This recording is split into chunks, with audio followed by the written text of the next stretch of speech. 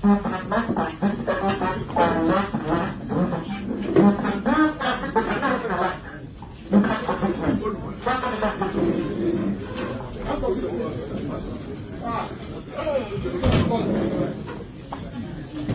Court said do something, you will do it. And you're just sitting conviction. And you wonder why God cost you the useless black man. You don't know what justice means. You have no idea what justice means. You don't know what justice means. Useless black African people. You don't know the meaning of justice. Your constitution says you cannot try anybody unless the law is written. Show me the written law. Show me the written law. I want to know the written law. Don't touch me now. Show me the written law. Are you okay? Don't go close. Don't try that rubbish. Don't try it. Don't try it. Go ahead and say Don't try that rubbish. Say what you're saying. Don't try that rubbish. Useless people. You don't know law. You don't know law. Your own constitution you don't respect. Supreme Court judgment you don't respect. Then why are we in the court of law? Why are we in the court of law, I ask? Nonsense. You think Britain can ask you to jail me and you jail me? You are dreaming. You are dreaming. I'm telling you that you are dreaming. Nonsense. In today's top news, Nnamdi Kanu, the leader of the indigenous people of Biafra, IPOB, stormed out of court in anger after Justice Omotosho of the Federal High Court made a decision that didn't sit well with him. The court was set to proceed with his trial for alleged terrorism charges. But Kanu, known for his fearless stance on Biafra's independence, felt that the charges against him were invalid. According to Kanu, the laws under which he's being charged were repealed. He has refused to open his defense in court, citing that he was charged under laws that no longer existed. Justice Omotosho had earlier warned Kanu that if he did not begin his defense, the court would proceed to judgment without him. He also made it clear that this was the last opportunity Kanu would have to present his case. But Kanu stood firm, saying that the charges against him had no legal ground. He argued that his rights were being trampled on and that he should not be put on trial for laws that had been repealed. He even went as far as saying that he was misled into pleading guilty to a charge that was never legitimate. This drama played out in the courtroom as Kanu, after making his stance clear, stormed out in protest. It was clear that he was angry at how the case was being handled. For him, this wasn't just a legal battle, it was a battle for his freedom, a fight for the future of IPOB, and ultimately for the right to have his voice heard.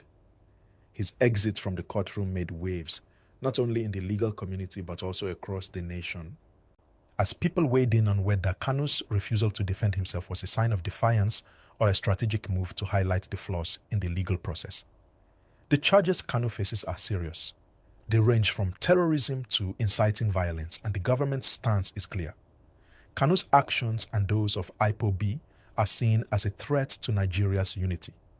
Kanu and his supporters, however, argue that what they are fighting for is a fairer and more just system, one that addresses the issues of marginalization and disenfranchisement that many people in the Southeast feel. Kanu's actions in court represent more than just defiance. They symbolize the larger struggle of many in the region who feel disconnected from the rest of the country. For them, this trial isn't just about one man, it's about their hopes for an independent state of Biafra. And every time Kanu takes a stand, it reverberates through the communities that support him. His refusal to comply with the court's demands is seen as a powerful symbol of resistance, a way to say that he will not be silenced. But what happens next? Well, the court has now set a date for judgment, November the 20th, 2025. That's when the judge will decide whether Kanu will be convicted or acquitted. If Kanu is found guilty, it could send a strong message to separatist groups across Nigeria. But if he's acquitted, it could raise questions about the legal framework under which he was tried and potentially even expose flaws in the government's approach to dealing with movements like IPOB. As the date for judgment approaches, there will be more eyes on the case. The trial has sparked discussions all over the country. Many Nigerians are asking whether the trial has been fair, whether Kanu has had a fair opportunity to defend himself, and whether the charges against him are truly valid. It's not just a case about one man, but about the state of the nation, the treatment of ethnic minorities, and the future of Nigeria. Now, there's a broader question that we have to consider. What does this case say about Nigeria's judicial system? Kanu's case has been marked by delays, changes in the legal team, and repeated adjournments. This has led to a lot of frustration.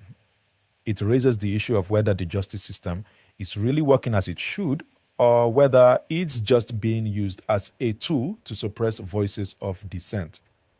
And how many more Nigerians feel that they're fighting the system in the same way? Beyond the courtroom, there's also the matter of public opinion. Kanu's supporters are in the millions, and they're watching every step of this case with bated breath. They see him as a martyr for their cause. To them, his imprisonment is symbolic of the larger struggles that the Southeast faces. On the other hand, there are many Nigerians who feel that Kanu's actions are a threat to the unity of the country. They see him as a man who has chosen to go down a dangerous path, one that could lead to further division. In the larger political landscape, Kanu's case also fits into the broader narrative of Nigeria's fight against insurgency, extremism, and calls for regional autonomy. There's no doubt that what happens in this case will influence the future of Nigerian politics. If Kanu is convicted, it may set a precedent for how separatist movements are dealt with in the future. If he's acquitted, it could embolden groups who are pushing for independence or greater autonomy for their regions. The public discourse surrounding the trial is just as important as the trial itself.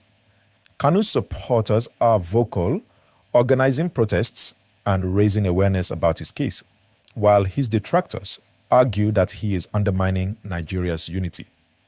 This case has become a flashpoint for larger debates about Nigeria's future, about the role of the judiciary, and about what it means to be Nigerian. And as we get closer to the judgment date, expect more debates, more protests, and more attention from both domestic and international communities. As the judgment date approaches, there's a growing sense of anticipation. People are not just waiting for a verdict, they are waiting for what it could mean for Nigeria. It's not just about one man and his case, it's about how the country's future will unfold. If the court rules against Kanu, will it quiet the call for secession and regional autonomy, or will it fuel even more resistance and division? Let's not forget that this case is not happening in a vacuum. It's happening at a time when Nigeria's political landscape is already tense. Issues like unemployment, corruption, and the handling of the economy are still top concerns for Nigerians. So when we look at Kanu and his refusal to comply with the legal system, it's not just a legal issue, it's a reflection of the deep dissatisfaction that many Nigerians feel with how things are being run. Kanu has been able to channel this frustration into his cause, and his stance, though divisive, resonates with millions who feel like they have been ignored by the government for too long. And what about the implications for the future? If Kanu wins, it could signal a shift in how secessionist movements are treated. Could this be a win for freedom of expression, for regional autonomy? Or could it open a Pandora's box, emboldening others to take similar paths? On the flip side, a conviction could strengthen the central government's hand in dealing with separatist movements across the country. It might set a legal precedent for how such cases will be handled in the future. It's not just the political players who are watching this case closely. International observers are keeping an eye on how the Nigerian government handles Kanu's trial, as it could be seen as a test of how well the country's democracy and rule of law are functioning. After all, Nigeria has long struggled with the issue of balancing national unity with the rights of its diverse groups. This trial, and the judgment that follows, could serve as an important moment for the future of Nigeria's democracy. The public's reaction will also be crucial. People are already speaking out, on both sides. Kanu's supporters, especially those in the Southeast, are watching this case as if it's the final fight for their cause. They see Kanu as a leader who is standing up for their rights, and they believe that if he wins, it will show that they too deserve a voice in how Nigeria is governed. On the other side, you have people who feel that Kanu's actions are a direct threat to the unity of Nigeria. For them, this trial represents more than just Kanu. It represents a threat to the peaceful coexistence of all the country's diverse groups. And then there's the question of how the case will impact the Biafra movement itself. If Kanu is convicted, will the movement lose momentum, or will it push for even greater resistance? Will more people rally to the cause, or will they see the trial as a sign that the system is rigged against them? If Kanu is acquitted, however, it could have the opposite effect. It could embolden IPOB and other similar groups who feel they've been marginalized, potentially leading to a more open confrontation between separatist movements and the central government. At this point, the trial has become a lightning rod for broader issues in Nigerian society. It raises questions not just about one man's guilt or innocence, but about the fairness of the legal system, the treatment of minority groups, and the way the country is moving forward. Kanu's case is symbolic of much larger systemic issues that are deeply embedded in Nigeria's political and social fabric. His trial may be the flashpoint for a national conversation about what Nigeria stands for and how it handles its differences. In the coming days, as we inch closer to November 20th, the pressure will mount on both sides. And it's not just about what happens in the courtroom. It's about how the public reacts, how the political elite responds, and how the country moves forward. Regardless of the outcome, one thing is clear. This trial has sparked a fire that may be hard to put out. The consequences of the decision will reverberate through Nigerian society for years to come. And how people react will shape the future of the country. So, with all eyes on this case, we must keep our ears open, stay informed, and understand that this trial is about much more than just the legal process. It's about Nigeria's identity, its future, and its struggle for justice, equality, and unity. Now, before I wrap up, I want to hear your thoughts. Do you believe that Kanu is right in refusing to defend himself in court? Is this an act of defiance or a strategic move to bring attention to his cause? What do you think will happen when the judgment is handed down?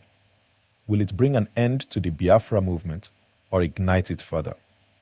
I'm curious to hear what you think, so drop your comments below.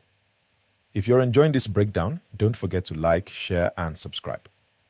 Hit the notification bell so you don't miss any updates on this developing story.